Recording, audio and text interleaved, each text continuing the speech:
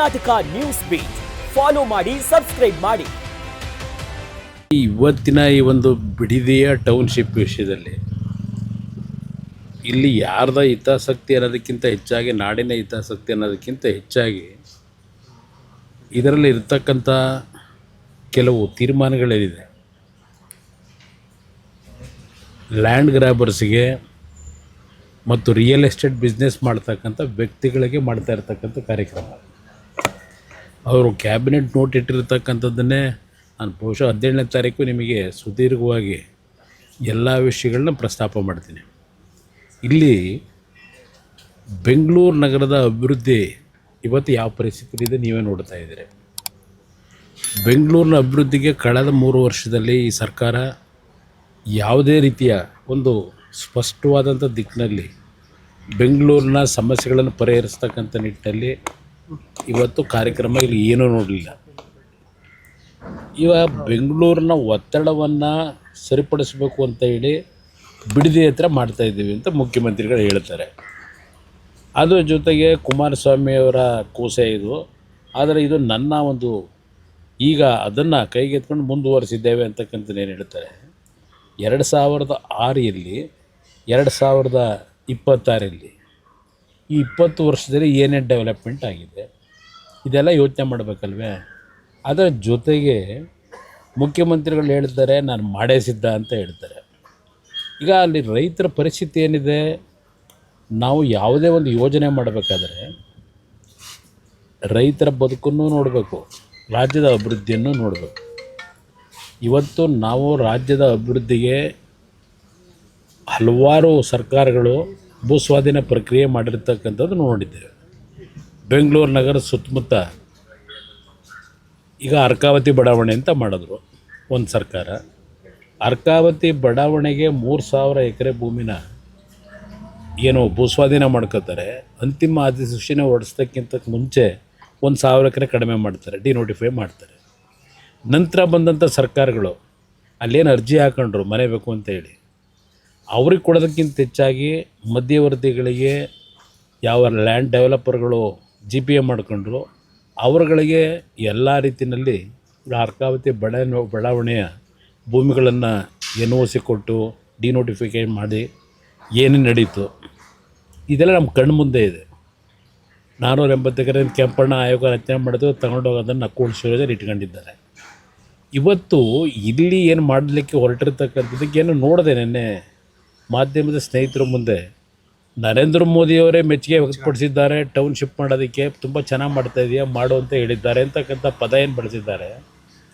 ನರೇಂದ್ರ ಮೋದಿಯವರು ಗುಜರಾತ್ನಲ್ಲಿ ಮಾಡಿರ್ತಕ್ಕಂಥ ಟೌನ್ಶಿಪ್ ಇದೆಯಲ್ಲ, ಯಾವುದೋ ಭೂಕಂಪದಲ್ಲಿ ಅನಾಹುತಗಳಾಗಿ ಸಂಪೂರ್ಣವಾಗಿ ಡ್ರೈ ಲ್ಯಾಂಡ್ ಅಂಥ ಕಡೆ ಒಂದು ಟೌನ್ಶಿಪ್ಪನ್ನು ಮಾಡ್ಕೊಂಡ್ರು.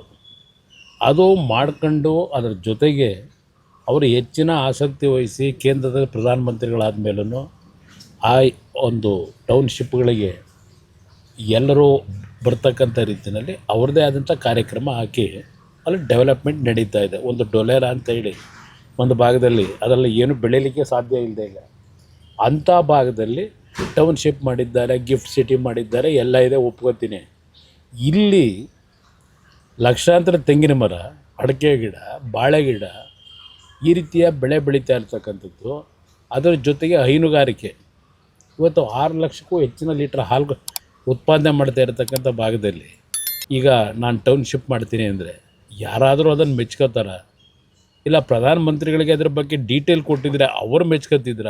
ಪ್ರಧಾನಮಂತ್ರಿಗೆ ಹೇಳಿದ್ದಾರೋ ಅವ್ರು ಮೆಚ್ಚುಗೆ ಪಡಿಸಿದ್ದಾರೋ ನಮಗೇನು ಗೊತ್ತಿಲ್ಲ. ಅವರಿಬ್ಬರು ಒಂಟವನ್ನು ಮಾತನಾಡ್ಕೊಂಡು ಬಂದಿದ್ದಾರೆ. ಇದು ಇರ್ತಕ್ಕಂಥ ಇದು ದುಡ್ಡು ಮಾಡೋಂಥ ಸ್ಕೀಮ ಸರ್. ಇದರಲ್ಲಿ ಸಂಶಯನೇ ಇಲ್ಲ, ಅವರೇ ಹೇಳಿದ್ದಾರೆ. ಇದರಿಂದ ನಮಗೆ ಸುಮಾರು 15ರಿಂದ 20 ಸಾವಿರ ಕೋಟಿ ಲಾಭ ಬರುತ್ತೆ ಅಂತ ಹೇಳ್ತಾರೆ. ಇಲ್ಲಿ ಯಾವುದಾದ್ರೂ ಒಂದು ಯೋಜನೆ ಲಾಭಕ್ಕೆ ಮಾಡೋದಲ್ಲ, ಸರ್ಕಾರ ಮಾಡ್ತಕ್ಕಂಥದ್ದು. ಅದರಿಂದ ಜನರಿಗೆ ಎಷ್ಟರ ಮಟ್ಟಿಗೆ ಅದು ಉಪಯೋಗ ಆಗ್ತದೆ, ಅದು ಮುಂದಿನ ರಾಜ್ಯದ ಅಭಿವೃದ್ಧಿಗೆ ಯಾವ ರೀತಿ ಉಪಯೋಗ ಆಗ್ತದೆ ಅದು ಮುಖ್ಯ. ಇಲ್ಲಿ ಯಾವುದೋ ಒಂದು ಲಾಭ ಮಾಡಲಿಕ್ಕೆ ರೈತರ ಭೂಮಿನ ಇವತ್ತು ಒಕ್ಕಲೆಬ್ಬಿಸಿ ಅದರಲ್ಲಿ ಏನೇನು ಕಂಡೀಷನ್ಗಳಿದೆ. ಈಗ ಯಾವೊಂದು ಲೋನ್ ತಗೊಂಡಿದ್ದಾರೆ ಇವತ್ತು ಹುಡ್ಕೋ ಬ್ಯಾಂಕಿಂದ, ಅಲ್ಲಿ ಆ ಹಲವಾರು ಕಂಡೀಷನ್ಗಳಿದೆ, ಅದೆಲ್ಲ ನಿಂತ್ಕೊಂಡು ನಾನು ಹೇಳಲಿಕ್ಕಾಗಲ್ಲ.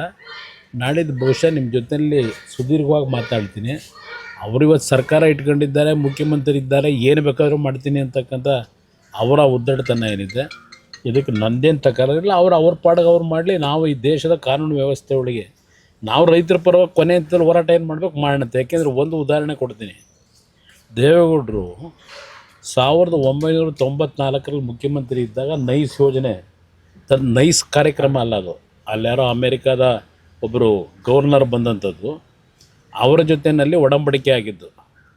ಅದು ನಂತರ ನೈಸಾಗಿ ಪರಿವರ್ತನೆ ಹೊಡಿತು. ನೈಸಾಗಿ ರೈತರನ್ನ ಬೀದಿಗೆ ತಂದು ನಿಲ್ಲಿಸ್ತಕ್ಕಂಥ ಕಾರ್ಯಕ್ರಮ ಪ್ರಾರಂಭ ಆಗೋಯ್ತಲ್ಲಿ. ಅಂದರೆ ದೇವೇಗೌಡರು ಪ್ರಧಾನಮಂತ್ರಿಗಳಿಗೆ ದೆಹಲಿಗೆ ಹೋದ ಮೇಲೆ ಮುಂದೆ ಬಂದಂಥ ಸರ್ಕಾರಗಳು ಆ ಒಂದು ಕಂಪ್ನಿಗೆ ಪಾಲಿಷ್ ಮಾಡ್ಕೊಂಬಂದರು. ಅವ್ರು ಹೇಳಿದ್ದಕ್ಕೆಲ್ಲ ಸೃಜು ಹಾಕೊಂಬಂದ್ರು ಹೆಬ್ಬೆಟ್ಟು ಹೊತ್ಕೊಂಡು. ಹಾಗೆಲ್ಲ ಇವರೆಲ್ಲ ಪಾತ್ರಧಾರಗಳಿದ್ದಾರೆ. ಇವರು ಅವತ್ತೂ ಸಹ ಈ BMICP ಅಂತಕ್ಕಂಥ ಒಂದು ಇದು ಮಾಡ್ಕೊಂಡ್ರಲ್ಲ ಬೋರ್ಡು, ಅದಕ್ಕೆ ಚೇರ್ಮನ್ ಇವರೇ.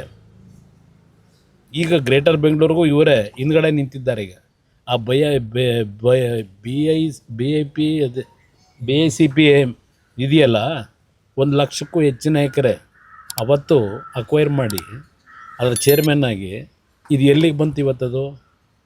ಇವತ್ತು ಅವರ ಹಿಂದೆನೇ ಓಡಾಡ್ತಾ ಇದೆ ಅದು. ಬೆಂಗಳೂರು ಸುತ್ತಮುತ್ತ ಎಷ್ಟು ಭೂಮಿ ಇವತ್ತು ಇವರ ಸ್ವಾಧೀನಕ್ಕೆ ತೆಗೆದುಕೊಂಡಿದ್ದಾರೆ. ಇವರ ಒಂದು ಸುತ್ತಮುತ್ತ ಇರತಕ್ಕಂಥವ್ರು ಅವರು ಏನೇನು ಮಾಡ್ಕೊಂಡಿದ್ದಾರೆ ಅಲ್ಲಿ ಹತ್ರ ನೋಡ್ತಾ ಇಲ್ವಾ? ಟೋಲ್ ಹತ್ರ, ಹೊಸಕೆರೆಹಳ್ಳಿ ಟೋಲ್ ಹತ್ರ ಬಿಲ್ಡಿಂಗ್ಗಳು ಬರ್ತಾ ಇದ್ದಾವಲ್ಲ, ಏನೋ ಅದು ಆ್ಯಕ್ಚುಲಿ ಬಡವರಿಗೆ ಕೊಡೋಕ್ಕೆ ಮಾಡಿರೋ ಕಾರ್ಯಕ್ರಮ, ದುಡ್ಡು ಹೊಡೆಯೋ ಕಾರ್ಯಕ್ರಮ ಅಲ್ವಾ ಅದು? ಸೇಮ್ ಇದೇ ಇವಾಗ ಕಾರ್ಯಕ್ರಮವು ಅದೇ ರೀತಿಯ ದುಡ್ಡು ಹೊಡೆಯೋ ಕಾರ್ಯಕ್ರಮ. ರಾಜಕೀಯ ಮಾಡ್ತಾ ಇದ್ದಾರೆ ಕುಮಾರಸ್ವಾಮಿ. ನಾನು ಯಾಕೆ ಇದರಿಂದ ರಾಜಕೀಯದಲ್ಲಿ ಏನು ಸಿಗುತ್ತೆ ನನಗೆ? ಇದು ನಾನು ಭಾಳ ಸ್ಪಷ್ಟವಾಗಿ ಹೇಳ್ತೆ. ಆಗಿದ್ದರೆ 2006ರಲ್ಲಿ ನಾನು 5 ಟೌನ್ಶಿಪ್ಪನ್ನು ಬೆಂಗಳೂರನ್ನ ಒಂದು ಒತ್ತಡಕ್ಕೆ ಸ್ಟಾಪ್ ಆಗಿ ಮಾಡಬೇಕು ಅಂತ ಹೊರಟನಲ್ಲ, ಅವತ್ತು ಏನು ಮಾಡಿದ್ರು ಇವರು? ಸ್ವಲ್ಪ ಜನಗಳ ಮುಂದಿಡಿ. 5 ಟೌನ್ಶಿಪ್ ಮಾಡಲಿಕ್ಕೆ ಹೊರಟಾಗ ಇದೇ HK ಪಾಟೀಲರು ಈಗಿನ ಕಾನೂನು ಈಗಿಲ್ಲ ಪಾಪ ಮಂತ್ರಿಗಿರಿನ ತೆಗೆದುಬಿಟ್ಟವ್ರೆ.